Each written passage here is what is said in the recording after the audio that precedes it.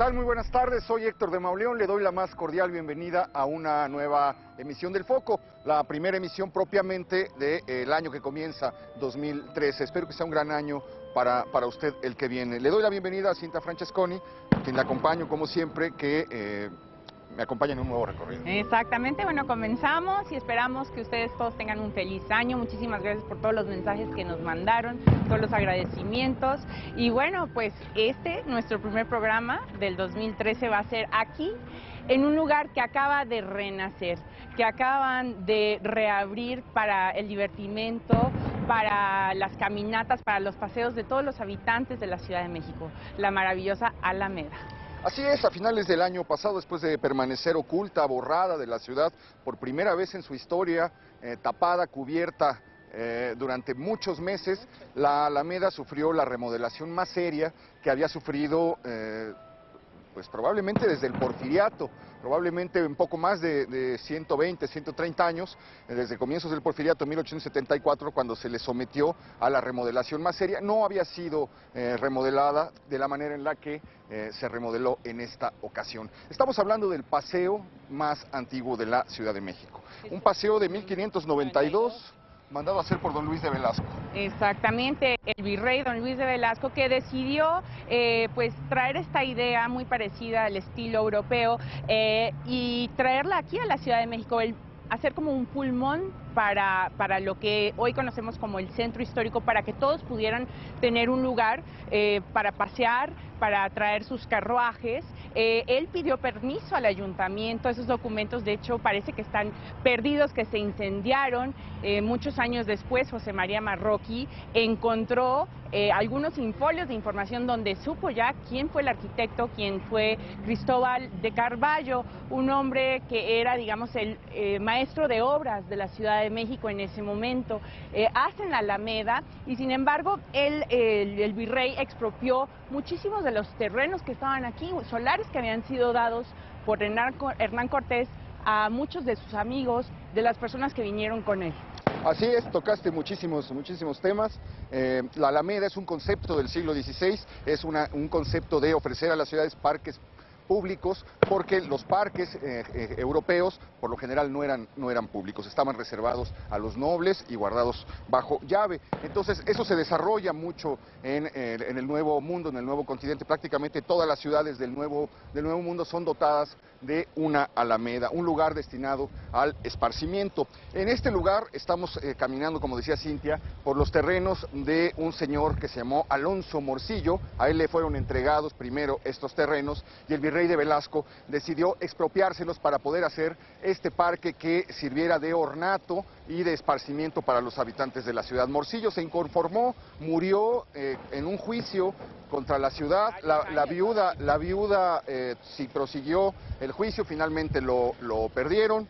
Este terreno se comienza a hacer, tardó muchísimo tiempo, no tenemos ya noción de lo que tomaba ganarle un poco de terreno a los lagos de la ciudad, porque esta era una zona cubierta de lagos, rodeada de llanos, una zona muy pantanosa, y entonces se tuvieron que traer miles y miles de estacas, cientos de indios tenían que trabajar haciendo esto. No se avanzaba, sembraban unos árboles que no servían. De hecho, está la discusión de si se le llama Alameda precisamente porque los primeros árboles que se sembraron fueron álamos, pero no prosperaron, eran unos árboles que tardaban mucho en crecer, que no echaban mucha fronda. El virrey se desesperó y dijo: quiten esos árboles y traigan, habían traído álamos blancos y negros, y dijo: y traigan sauces y fresnos, que son mucho más frondosos, más coposos.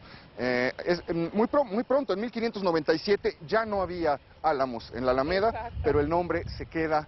Desde entonces tenemos 421 años, es un paseo que tiene 421 años de existencia. El nombre del encargado de hacer toda, digamos, el paisajismo de aquí de la Alameda se llamaba Francisco Velázquez, y él trató, 2 años estuvo tratando de que el álamo se diera. Sin embargo, pues el terreno era increíblemente fangoso y pues no se dieron. Así es.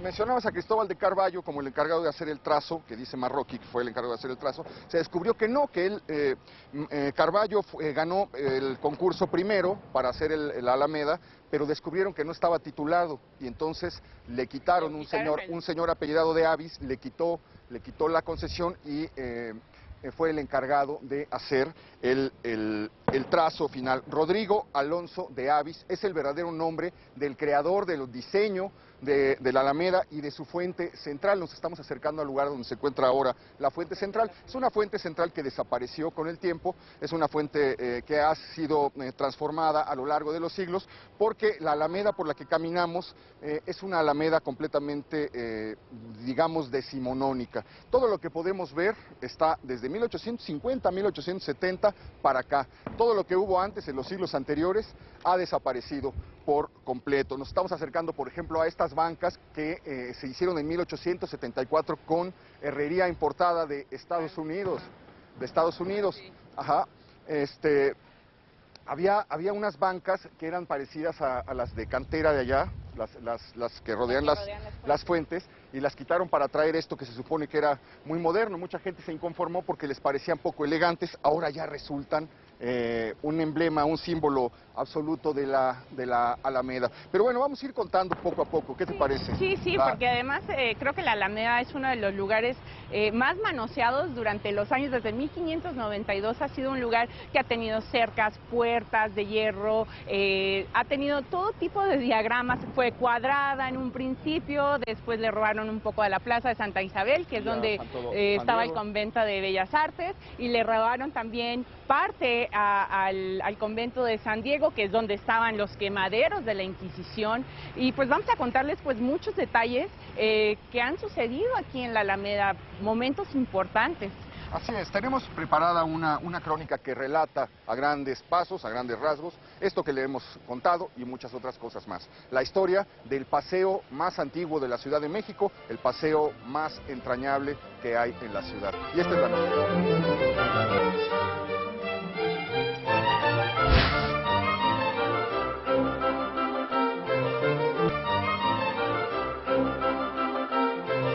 El octavo virrey de la Nueva España fue quien planeó, en 1592, la creación del primer paseo y parque de la capital del país. A lo largo de más de 4 siglos, este lugar ha sido uno de los principales puntos de recreación de esta ciudad.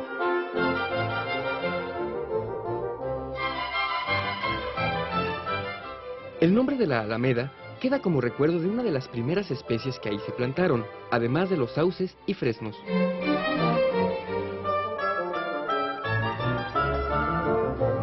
Los cronistas que se han ocupado de reconstruir su historia mencionan que en algún tiempo estuvo cercada, que llegó a tener varias puertas y que se tendieron puentes a su alrededor para que los carruajes entraran, además de ser uno de los primeros sitios donde se colocó luz eléctrica para iluminarla por la noche.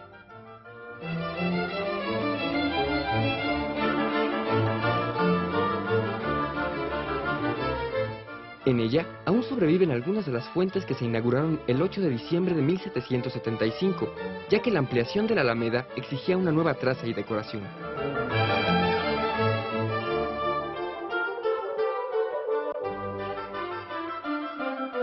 Hoy en día aún sigue firme la tradición de pasear los domingos por la Alameda. El cuadro ya no es idéntico a lo que alguna vez pintó Diego Rivera, pero sigue ofreciendo la posibilidad de convivir y caminar tranquilamente. En estos días, la Alameda ha resurgido como el gran parque de la ciudad con sus fuentes lustrosas, atractivas por sus esculturas y con los árboles podados que permiten disfrutar de los rayos del sol.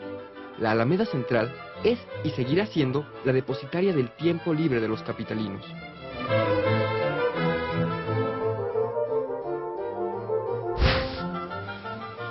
Bueno, a grandes rasgos, una crónica que cuenta la historia de este paseo que hoy le estamos presentando, que hoy estamos visitando. En lo que deseamos estas cosas, llegamos a esta fuente conocida como la Fuente de la Bacante, es la fuente central de la Alameda, tiene una historia formidable, porque fue un regalo que le hizo Manuel Escandón a la Ciudad de México. Manuel Escandón vivía en la Plaza de Guardiola, aquí a un costado del Palacio de Bellas Artes, frente a donde hoy se encuentra la Torre Latinoamericana. Era el Slim del Porfiriato, era el empresario de los ferrocarriles, un empresario textil muy importante, tenía muchísimas industrias y para quedar bien pues con los gobiernos que lo favorecían, decidió regalar esta fuente, que es uno de los monumentos más antiguos que hay en la Alameda de la Ciudad de México. Es una fuente que llegó en 1851 de París, es bronce fundido que él mandó hacer a París.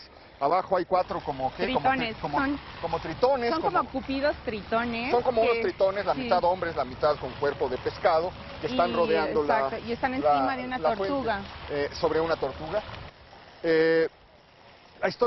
La fuente tiene una historia singular. En una de sus entradas triunfales, Antonio López de Santana hizo que la llenaran con sangría para que el populacho, para que el pueblo que iba a participar de su fiesta pudiera llegar aquí a meter sus vasos de bebida y celebrara al que se iba a convertir en unos años en su Alteza Serenísima, el general Antonio López de Santana. Pero cuántas cosas, hablabas de las cercas, estuvo cercada la Alameda. Bueno, de hecho, el primero que puso una puerta, digamos, puso una barda pequeña, fue el virrey Gaspar de Acevedo, quien fue uno de los virreyes que no quería que entraran los burros, que no querían que entraran las mulas a pastar aquí en la Alameda. Hay que decir una cosa, ¿por qué entraban aquí?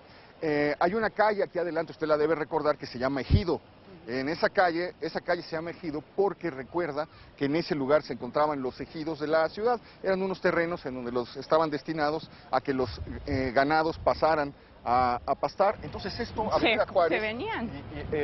Y lo que se llamaba antes Hombres Ilustres, que era lo que hoy llamamos Avenida Hidalgo, era el paso natural del ganado mayor y del ganado menor que iban todos los días a pastar a esa parte donde hoy se encuentra el Monumento a la Revolución. Esos eran los pastizales de la ciudad. Y pues por obvias razones pasaban también por aquí, seguramente se metían a la Alameda, lo cual no estaba destinado para eso, exactamente. Maltrataban todo, etcétera, llenaban de suciedad, llenaban de inmundicia, y entonces se decide esta cosa rarísima que es, hay unas pinturas muy extrañas donde podemos ver unas pinturas del siglo XVII, del siglo XVIII, donde podemos ver la Alameda bardeada con las puertas. Tuvo 4.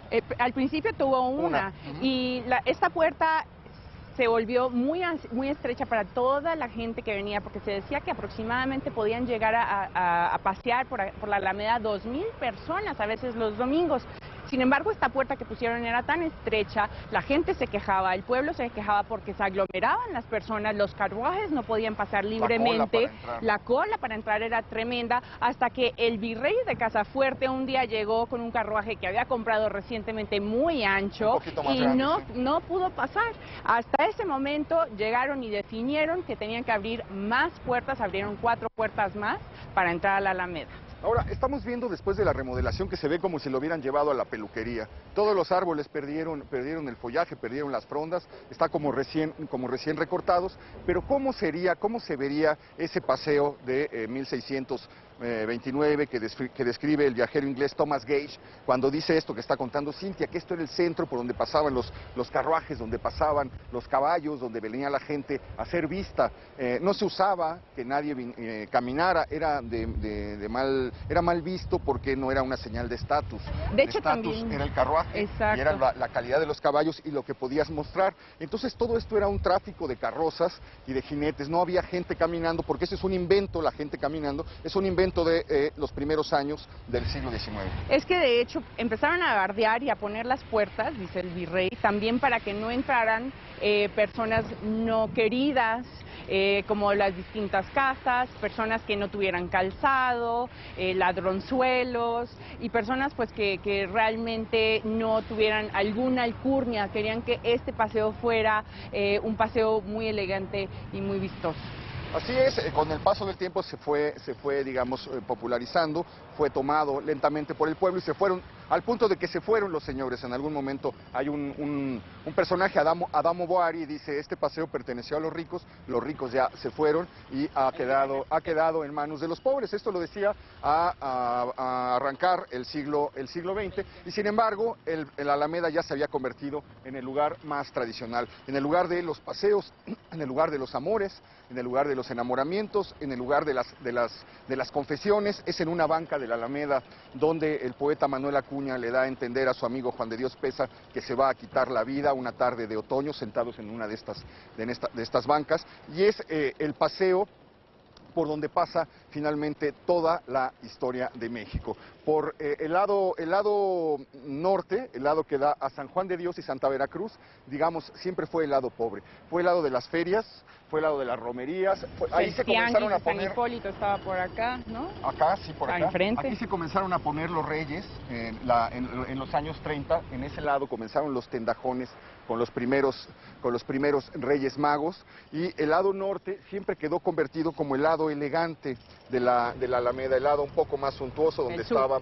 El lado sur, perdón, sí, el lado contrario era tradicionalmente un lado como de más categoría y mucho más cuidado. De hecho, la primera vez que se puso una banqueta de cemento Portland fue precisamente en el lado sur de la Alameda. Ahora, desde muy pronto, Cintia, se convirtió en un lugar que fue visto como una especie de galería de arte al aire libre. Había mucho desorden. En el siglo XVIII quitaban las cosas, las volvían a traer. ¿Sabes qué la benefició mucho? Cuando quitaron el caballito, cuando se hizo la independencia y quitaron el caballito del Zócalo, todas las balaustradas que rodeaban la glorieta donde estaba el caballito, la estatua ecuestre de Carlos IV, y los adoquines, los trajeron aquí. Entonces empezaron la parte central, el corredor central, lo adoquinaron con las baldosas que le habían quitado allá, y las puertas de la balaustrada que rodeaba la estatua las pusieron como puertas aquí. Esas puertas de metal que rodeaban a la estatua ecuestre en el Zócalo, pues las sustituyeron y se convirtieron en las puertas de entrada a la Alameda. Después las quitaron y se perdieron, y una de ellas continúa todavía en la rampa del castillo de Chapultepec. La vimos, pasamos por ahí cuando la visitamos. Entonces ha tenido muchísimas transformaciones. Cambios, exactamente, porque así como yo les hablo del virrey Gaspar y Acevedo, de Zúñiga y Acevedo, después les puedo decir que quitaron las bardas, volvieron a poner las bardas hasta 1775, volvieron a poner el virrey de Revillagigedo, que también volvió a poner otra vez puertas, volvió a poner bardas, o sea que ha sido un... tira y afloje en cuanto a acercarla, abrirla, ¿no? Que eso es extraño. Hemos hablado un poco, bueno, redondeando nuestra crónica sobre la historia de la Alameda. Nos gustaría presentarle una pequeña nota que habla acerca de la Alameda como galería de arte. Es un lugar en el que hay 12 fuentes tradicionales y 18 esculturas de gran peso. Esto lo convirtió siempre en un lugar donde se alternaba la belleza natural con la belleza artística.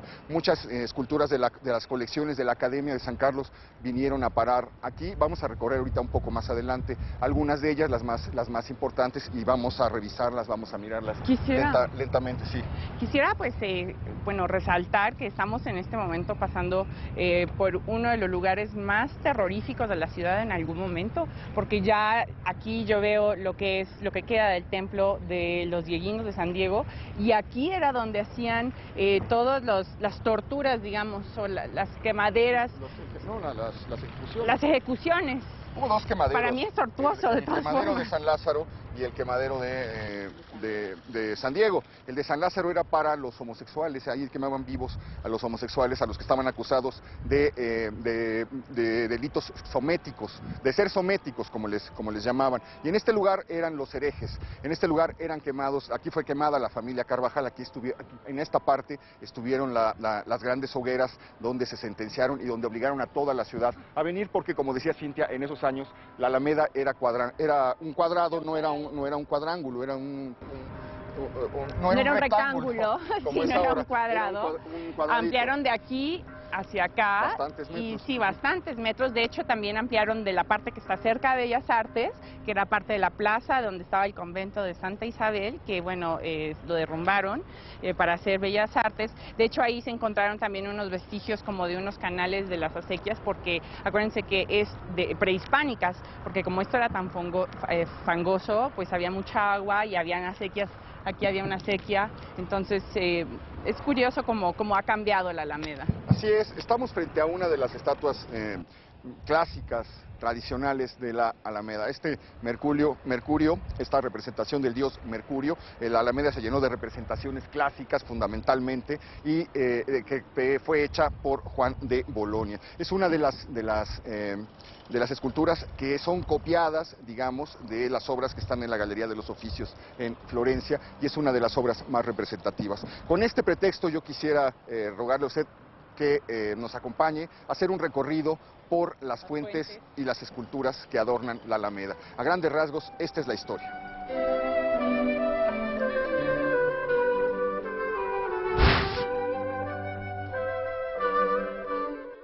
Desde mediados del siglo XIX surgió la idea de darle un toque artístico a la Alameda Central, así que los distintos regidores de la ciudad se encargaron de endulzarle el oído a varios empresarios de aquella época para que financiaran la compra y, en algunos casos, el traslado de hermosas esculturas y majestuosas fuentes creadas en Europa. Fue gracias a ese patrocinio que ahora la Alameda Central luce como una galería al aire libre, donde se resguardan 10 fuentes, 7 esculturas, un monumento y 6 jarrones de bronce. La fuente central de la Alameda se conoce como La Victoria, o de las Américas, y fue creada en 1883 en la fundidora francesa Val d'Osny. En importancia, podría decirse que le sigue la de Neptuno, obra del escultor Durbay. El dios de los mares aparece sentado en una concha posada en un mar de tritones. Otro espectáculo acuático lo ofrece la Fuente de Mercurio, realizada por el escultor flamenco Juan de Bolonia, que en algún tiempo estuvo al servicio de los Médicis. Al centro del estanque circular se puede observar la estatua reluciente de Mercurio, acompañada por 4 chorros de agua verticales. En el paseo también se pueden observar a las Danaídes, fuente en honor de las 50 hijas de Danao, nieto de Poseidón. En ella se observan a 2 mujeres vaciando sus cántaros para llenar una pileta.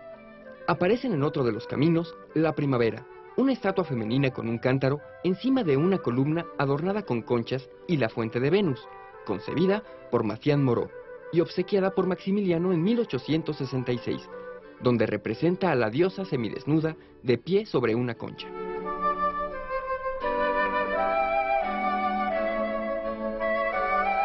Y por último, están las 4 fuentes de las Caritas, una en cada esquina de la Alameda. Son muy sencillas.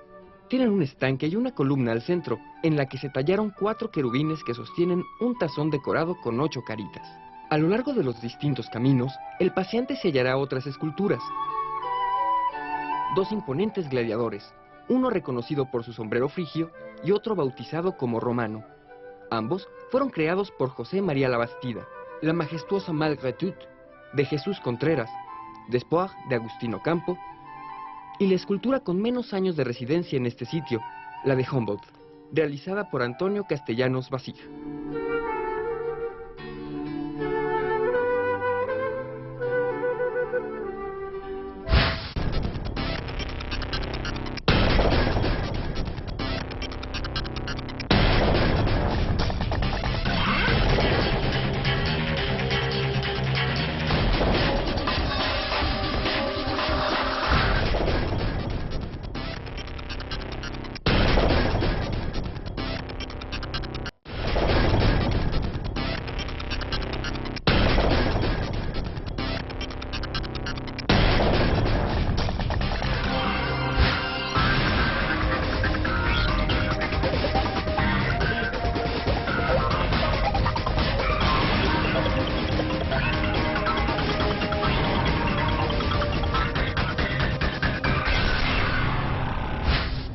Estamos precisamente frente a uno de las fuentes emblemáticas de la Alameda, la Fuente de Neptuno, que fue realizada por el mismo autor que hizo la fuente de la Venus de la Alameda, a la que Rafael López dedicó uno de sus poemas más conocidos. Es una pieza finísima, pesa 3 toneladas. Vale la pena detenerse a mirar los músculos, la manera en la que ha sido trabajada los músculos de los muslos, de las pantorrillas, de los pies, el detalle del tritón también, de la herramienta de este dios Neptuno, el mismo Poseidón para los griegos, es el dios de las aguas, de los mares. El artista que no mencionaste fue Walter Dubray, y fue en 1856 que la trajeron aquí a la Alameda. En 1906. Yo tengo 1896. Hay que checar. 1906 parece que es la fecha en la que se colocaron las dos estatuas. Vamos acercándonos hacia una zona que es la zona principal, digamos, de la Alameda.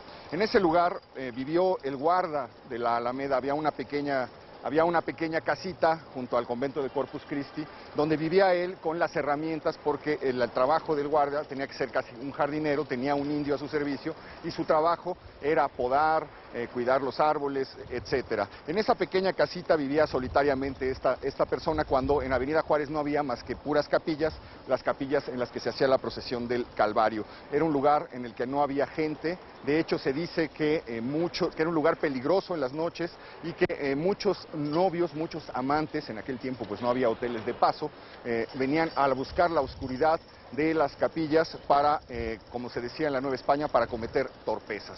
Nos estamos acercando a ese lugar. La casita desapareció con el tiempo, y en 1866 se estableció ahí el pabellón morisco, que hoy está en Santa María de la Ribera. Ese famoso edificio que formó parte del pabellón mexicano en la exposición de Nueva Orleans, que hizo Ramón Ibarrola, y que pidieron desmontar para traerlo a este lugar. El kiosco morisco, que estuvo aquí desde 1905, pocos años, hasta 1910, pues cuando lo movieron, y un kiosco que es bastante particular, que tiene muchos mitos, muchas leyendas con respecto a él. ¿Por qué? Porque es, primero que todo, lo hicieron todo hecho basado en herrería, que era el material de moda en esa época en la Ciudad de México. Por eso tenemos lo que hoy llamamos como el Palacio de Hierro, o todas esas estructuras que conocemos como el Palacio de Correos, como muchas otras que fueron hechas al estilo Chicago, con arquitectura Chicago, hechas con, digamos, barrotes de hierro. Por eso el kiosco morisco se vuelve algo muy hermoso, es una estructura totalmente hecha en hierro. También tiene muchísimos, el estilo mudéjar, que es así como pues el estilo árabe, que en México hay varios palacios, edificios que lo traen a colación, y podemos ver que el kiosco morisco pues es totalmente arábigo. Por eso tiene muchos mitos a su alrededor, como astrológicos o mágicos con respecto a esto. Así es una estructura, como dice Cintia, de hierro fundido y de cristal. En ese lugar, cuando estuvo en este lugar por el que estamos caminando, cuando estuvo instalado en este sitio, estuvo ahí hasta 1909, se celebró desde 1866 hasta esa fecha los sorteos de la lotería. Ahí se realizaban, y durante un tiempo se rentaba para que la gente pudiera celebrar ahí sus fiestas, para que pudiera hacer conciertos, etcétera, particulares. Pero había unos que pagaba el ayuntamiento, que eran dominicales y los jueves, donde tocaban las bandas y la gente se acercaba, se reunía a verlos. Uno de los mayores impulsos que recibió la Alameda fue en tiempos de Maximiliano. Se dice que Carlota estaba muy interesada en la Alameda, y que tomó bajo su cargo, bajo su cuidado, la belleza de los jardines, etcétera, y que le prestó mucha atención. En la época de Maximiliano y Carlota fue cuando se impuso ya regularmente la costumbre de las bandas de música. Pero había muchísimas cosas. En este lugar, por ejemplo, se celebraba el 16 de septiembre, desde 1845, se comenzó a celebrar año con año, venía el presidente y un poeta daba discursos, etcétera. Pero bueno, llegamos al sitio donde estuvo alguna vez el pabellón morisco, y en 1909, como les decía, fue desmontado para dar lugar a la construcción de este hemiciclo frente al cual nos encontramos. Salvador Novo decía que este hemiciclo es como un hermano menor de Bellas Artes, por la afluencia de los mármoles, fundamentalmente por la blancura que lo caracteriza. Es un lugar, es un monumento que ya forma parte de la ciudad. Uno no puede imaginarse la Ciudad de México sin esto, uno no puede imaginarse la Avenida Juárez sin esta maravilla, que además tiene una historia formidable porque tenía que ser inaugurada para las fiestas del centenario, y se retrasó la entrega de los mármoles de Carrara. Entonces Porfirio Díaz manoteó, pegó en el escritorio y dijo: lo acaban, porque lo acaban, y se dice que trabajaron día y noche durante 45 días. Sí. Durante 45 días para hacerlo. ¿Qué es lo que vemos aquí, Cintia? Bueno, pues vemos a Benito Juárez. Primero que todo, es una escultura que después de la renovación, tengo que decir que realmente quedó destellante. Es impresionante el blanco cómo te atrapa, realmente este mármol finísimo, brilloso, totalmente puro y blanco, que seguramente pues quiere decir también todo este valor de la justicia. Y vemos una escultura maravillosa de Benito Juárez, donde está acompañado de dos victorias. Una es una victoria que le está poniendo una corona de laurel que lo está coronando, exactamente, que dice, que habla de la justicia y de la ecuanimidad. Y pues es un Benito Juárez que a mí me atrapa. No sé si se parezca realmente a la imagen que tenemos nosotros del Benito Juárez oaxaqueño. Sin embargo, creo que pues dice mucho de lo que quería decir Porfirio Díaz en algún momento. Este es un proyecto de un arquitecto, el arquitecto Guillermo Heredia. Él es el que proyecta el conjunto, y la escultura es de un escultor italiano, Lazzarini, que fue esculpida en Italia precisamente, y traída desde allá. Le vamos a platicar la historia completa del hemiciclo dedicado a don Benito Juárez. Es esta.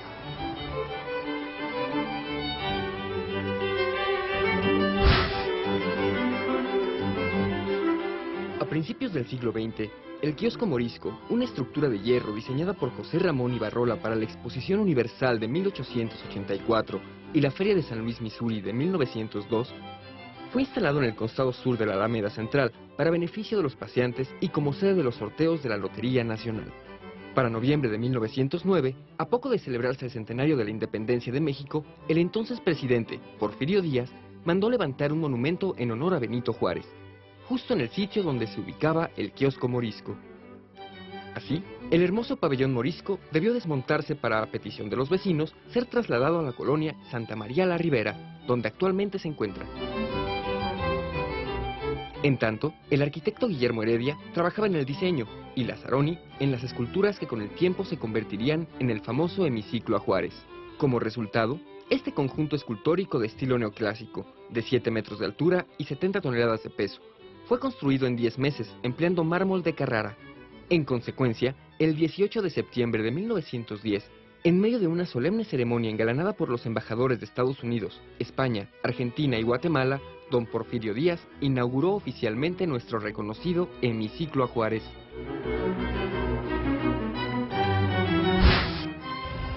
Es curioso cómo al triunfo de la Reforma se le dedicó precisamente en este espacio un banquete a Benito Juárez. Benito Juárez entró por el ejército triunfante de Benito Juárez, entró por Bucareli, dio la vuelta en lo que hoy se conoce como Avenida Juárez, que en esos tiempos se llamaba Corpus Christi, y aquí se preparó un banquete. Ese mismo lugar en donde se le había dedicado el banquete es el que elige Porfirio Díaz para celebrar la gloria del Benemérito de las Américas con este monumento extraordinario, esplendoroso. Y también es precisamente en este lugar cuando se acerca Porfirio Díaz en 1897, antes de que existiera el hemiciclo, a celebrar como todos los años la independencia de México y su cumpleaños, donde ocurre el atentado de Arnulfo Arroyo, que trata de, se dice que tratan de asesinar a Porfirio Díaz. En realidad le da como un manotazo solamente este señor, que era un borracho, le da un manotazo, le tira el kepí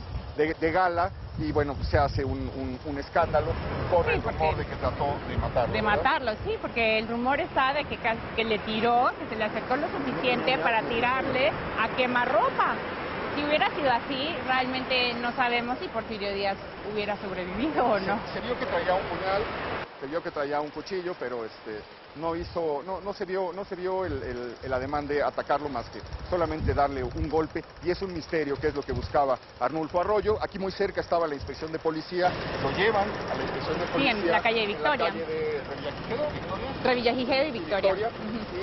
Y en ese lugar una turba, se dice, que entra en la noche una turba indignada para lincharlo. Lo matan y nunca se logra saber ni quién lo pagó, ni quién le pagó, ni quién le mandó, ni qué andaba buscando. Es otra de las historias que rodean la Alameda de la Ciudad de México. Y mientras platicamos estas cosas, llegamos a esta estatua en la que se alcanza a ver, si podemos acercarnos aquí, de manera muy desvaída, se alcanzan a ver las palabras malgré tout, a pesar de todo, en francés. Está ya muy desdibujado. Esta no es la estatua original. Estuvo aquí la estatua original de mármol, y alrededor de esta estatua es quizá la escultura más célebre que hay en la Alameda, porque fue tallada, fue pulida por un escultor manco. Ese es el mito que hay, el escultor Jesús Fructuoso Contreras, que perdió un brazo, y entonces le dan el premio de la Legión de Honor por esta escultura, y se crea el mito de que la cinceló estando manco, lo cual es absolutamente absurdo y absolutamente imposible. Pero bueno, el día de hoy la original, la de mármol, se encuentra en el Museo Nacional de Arte, ahí en la calle de Tacuba, casi llegando a Eje Central. Así es, el mural. Es una escultura formidable. Fíjate que lo que veo, bueno, vamos a contarle la historia de este escultor, porque es sin duda el escultor más famoso, uno de los más famosos que hay en la Alameda, una pequeña semblanza biográfica, pero sí hay que decir que lo que faltó en esta remodelación, lo que falta en esta remodelación, es que nos den información, que hubiera una pequeña placa junto a cada fuente, junto a cada estatua, que nos informara quién es el autor, qué es lo que está representando esa estatua, un poquito la historia, pequeñas placas, ya que se logró hacer este rescate tan formidable, tan impresionante. Valdría la pena, ¿no crees? Sí, claro que sí. Yo creo que está bastante desinformada todos los tesoros que tenemos aquí en la Alameda.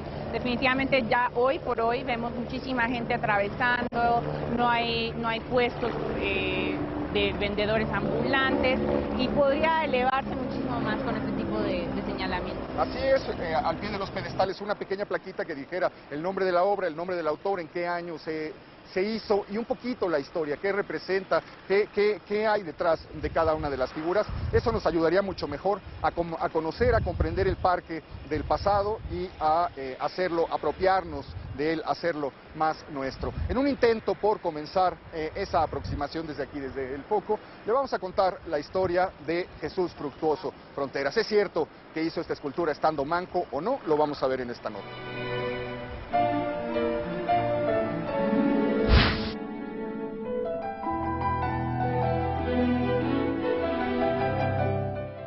El nombre del escultor Jesús Contreras está ligado a la Alameda Central a través de su bellísima escultura Malgré tout, que muestra a una mujer desnuda, desesperada por zafarse de los grilletes y cadenas que le aprisionan las manos y los pies. Jesús Contreras nació en Aguascalientes el 20 de enero de 1866.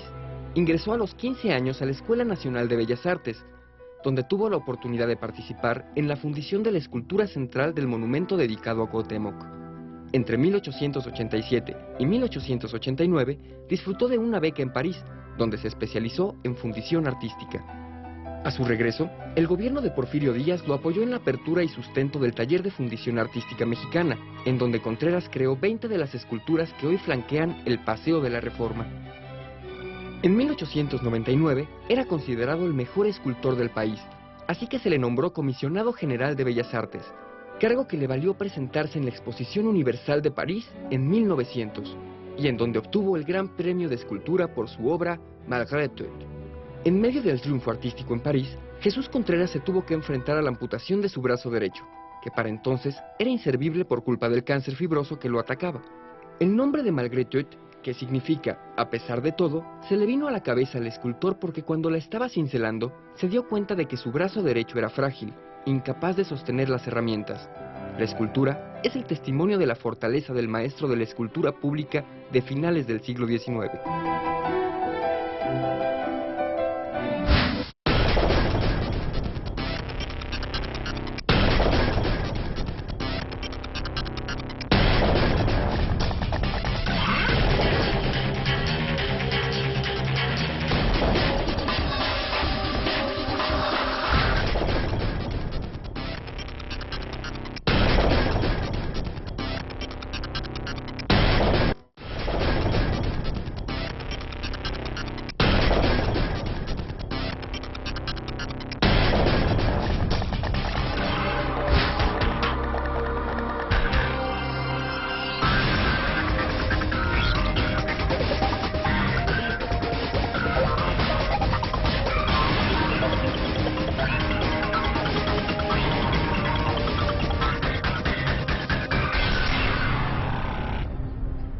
Estamos de vuelta después de ver esta breve nota, esta breve semblanza del escultor Jesús F. Contreras.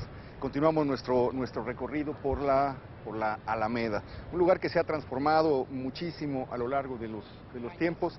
Tenemos atrás la moderna Avenida Juárez. En los tiempos originales pues era un lugar rodeado solamente por iglesias, por conventos, Corpus Christi, de aquel lado Santa Veracruz, San Juan de Dios, de este lado el convento de San Diego. Cintia recordaba hace unos momentos que por donde estamos caminando se hallaba más o menos el terrible quemadero de la Inquisición, y estamos frente al hueco que dejó el Hotel del Prado cuando el sismo de 1985, ese hotel que era célebre, que era el reducto de todas las personalidades de la época, de los políticos, de los artistas. Los reporteros esperaban en la banqueta para ver qué personalidad bajaba y qué información les podían sacar. Algo que quiero meter aquí como entre paréntesis, antes de que sigamos, ahí hay un señalamiento de todo lo que no podemos hacer en esta nueva Alameda, de todo lo que tenemos que hacer nosotros como habitantes de la ciudad, y dice, primero que todo, que no puede uno, prohibido entrar con patines o con patineta, segundo, con bicicleta o motocicleta, prohibido vender y ofrecer servicios, y prohibido el acceso con mascotas.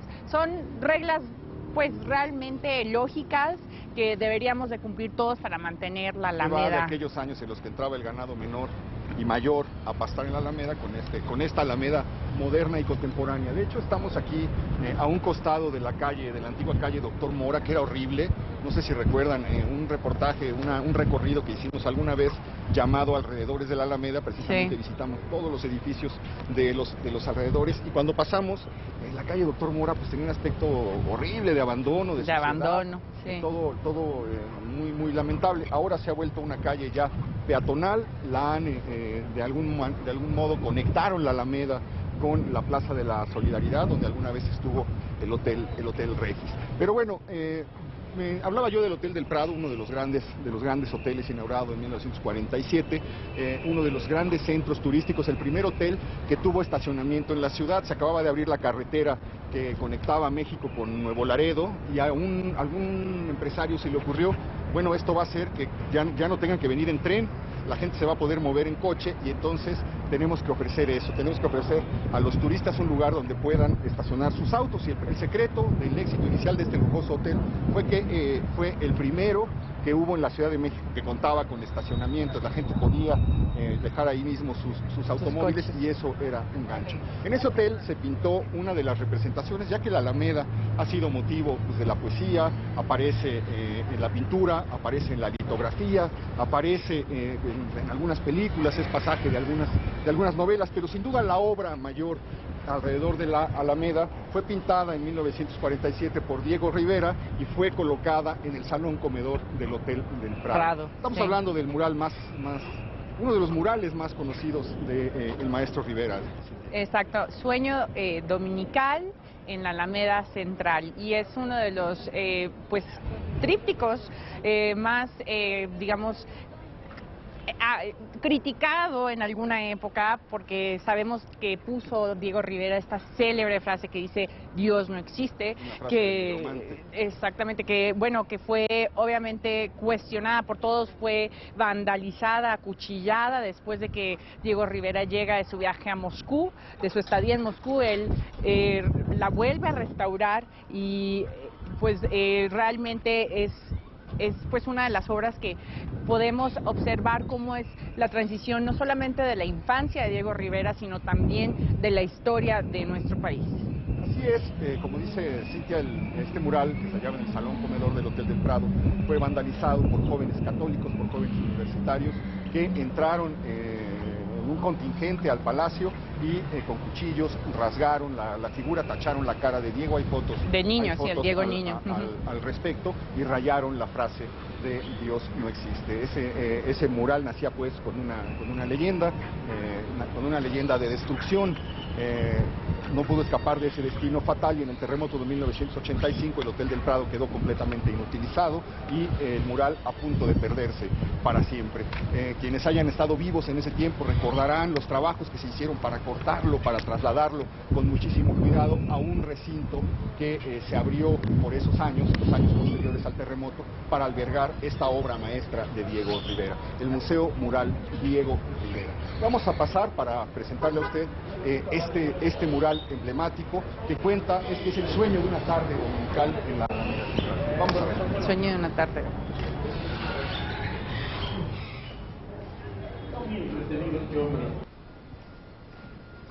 Bueno, pues estamos entrando al interior de este recinto abierto 3 años después del terremoto de 1985, en 1988, en donde se puede apreciar en toda su magnitud este espléndido mural de Diego Rivera. Lo pusieron aquí 3 años después. Qué fiesta de colores es lo primero que nos sorprende. Vamos a comenzar a recorrerlo, a revisarlo desde el lado izquierdo y comenzamos a avanzar hacia el frente, porque así es como se va acomodando más o menos cronológicamente lo que Diego nos está platicando en este mural. ¿Qué vemos del lado izquierdo? Figura, lo primero que vemos es Hernán Cortés, los conquistadores, el virrey que hizo la Alameda, una persona vestida con el San Benito de la Inquisición martirizada frente a un sacerdote que le señala las torres del convento de San Diego, y que se encuentra aquí a un lado, y del lado donde están los conquistadores se encuentran precisamente pues los que seguían siendo los conquistadores en el siglo XIX y los primeros años del siglo XX, los potentados a los que un niño del pueblo les está tratando de robar el pañuelo. Sor Juana, esta es como una de las claves del mural. Estas personas del pueblo que están dormidas nos está diciendo que esto se trata de un sueño. Todos los personajes que están ahí están soñando, están siendo soñados y a la vez están soñando. Si uno pasa la vista, esto es sorprendente, todo el discurso que logra establecer aquí Rivera. Uno pasa la vista y va a ir encontrando una lectura, una visión de la historia, una lectura de la historia de México y los personajes fundamentales que la han poblado. Arriba vemos a Benito Juárez con la Constitución de 1857 y abajito Altamirano. Vemos al nigromante y abajito vemos lo que nosotros ya les habíamos explicado y que ustedes sabrán fue la vandalización de este pequeño pedazo donde ahí decía Dios no existe y hoy dice conferencia en la Academia de Letrán el año de 1836. Abajito vemos a Carlota, una joven Carlota que sobrevive a la muerte, a la ejecución de Maximiliano, que está al lado de ella, con una barba muy roja. Y en la sombra, oculto tras un árbol, el general Mariano Escobedo, los papeleros, el atuendo de pobreza, un abrigo que recogió en algún lado el papelero que vende un ejemplar de El Imparcial de 1895, el vendedor de merengues, de muéganos, etcétera, el duque Hoff, Manuel Gutiérrez Nájera, con la elegancia que lo caracterizaba siempre. Y bueno, seguimos avanzando lentamente hacia un lugar donde se encuentra José Vasconcelos, donde se encuentra el joven Diego de la mano de la Catrina, de la calavera de Posada. Frida Kahlo. Y esta imagen fue la que también vandalizaron, la imagen de Diego niño. Seguimos con la Catrina y después aquí nos encontramos. Pues con un emblema del porfiriato, Porfirio Díaz reinando ahí en lo alto. Y también después aquí, me imagino que es un reflejo del periodo que ya decae, donde le toca exiliarse a un Porfirio Díaz tal vez un poco viejo. Una vejez cargada de medallas tristes. Así es. Las miradas, las miradas tan extrañas, tan perturbadoras, tan cínicas algunas veces, la manera de vejar por las tropas, por los gendarmes a la gente del pueblo, la violencia con la que le están disparando en un ojo, en el estallido de la revolución, las armas, ¿no? Por aquí aparece, bueno, allá arriba está Madero, y por acá escondido su asesino al lado de Aureliano Blanquet, con la mirada enrojecida por el alcohol, los ojos inyectados de sangre del usurpador, un abogado que tiene una sonrisa absolutamente cínica mientras se come una torta y esconde las leyes que que él domina. Es un mural, la verdad, es una crítica dura, ¿no? Sigue siendo una cosa que vale la pena mirar, repensar, leer con cuidado, porque sí hay una lectura, uno puede estar de acuerdo o no, pero hay una lectura de la historia de México, la lectura que hace el propio Diego Rivera. Se dice que el arquitecto Carlos Obregón Santacilia, autor del proyecto del Hotel del Prado, fue el que lo contrató y le dio un primer adelanto. Esto es 1947, faltan, pues, ¿cuántos? 10 años para la muerte de Diego. Le da un primer adelanto de 20,000 pesotes de ese tiempo para que comience a pintar el mural. Es increíble, ¿no? ¿Qué te parece? 20,000 pesos, es muchísimo dinero para ese momento. Y bueno, pues realmente es una de las obras que hay que visitar y es increíble que se haya rescatado de un hotel que se cayó al suelo completamente. Ya han tenido que tenerla, no se quedó dañado, no sufrió la suerte del Regis, que sí se desplomó, quedó tocado, se iba a caer, no se podía salvar y por eso se dio oportunidad a que se pudiera rescatar. Eso tomó mucho tiempo, mucho cuidado, la prensa cubrió muy bien ese rescate. Diego hacía 30 años, había cumplido 30 años, estaba por cumplir 30 años de muerto cuando se logra preservar esa obra suya. Vamos a salir a la mañana, al sol, a la luz de la Alameda, pues básicamente para despedir el programa porque hemos llegado ya al tramo final. ¿Sí? Y bueno, pues quiero hacer una mencioncita con respecto aquí al Museo de la Alameda, recinto del mural, que es donde está esta obra magnánima de Diego Rivera. Este museo ya va a cumplir 25 años, perdón. El 19 de febrero va a cumplir 25 años y van a haber muchísimas actividades para que todos ustedes vengan a disfrutar de ellas aquí en este museo. Para reciclar, para recircular entre las nuevas generaciones, pues esta parte importante de la obra de Diego Rivera. Estamos terminando esta emisión de El Foco.